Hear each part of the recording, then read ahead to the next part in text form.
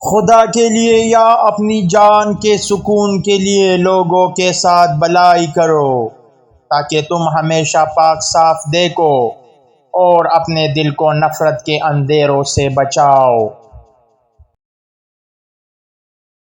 اداس دوست کے ساتھ دیر تک نہ بیٹھو۔ جب آپ باغ میں جاتے ہیں تو کیا آپ جھاڑیوں کو دیکھتے ہیں؟ گلاب اور جیسمین کے ساتھ زیادہ وقت گزاریں۔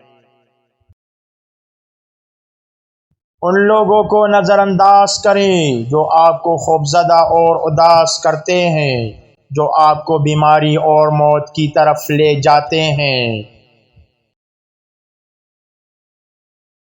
اپنے ارد گرد کو غور سے دیکھیں اور روحوں کی روشنی کو پہچانیں۔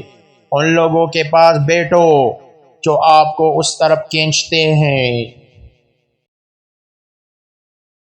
بیہودہ بات پر یقین نہ کرو، چاہے کوئی بھی کہے۔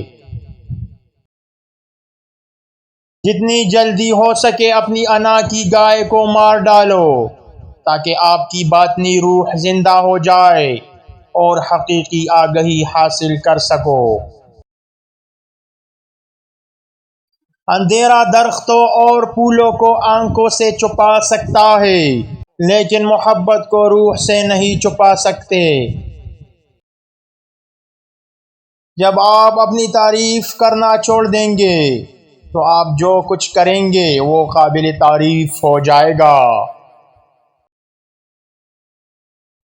اگر تمہیں چاند سے محبت ہے تو اس کی وجہ یہ ہے کہ تم کبھی زیادہ دیر نہیں ٹھہرتے۔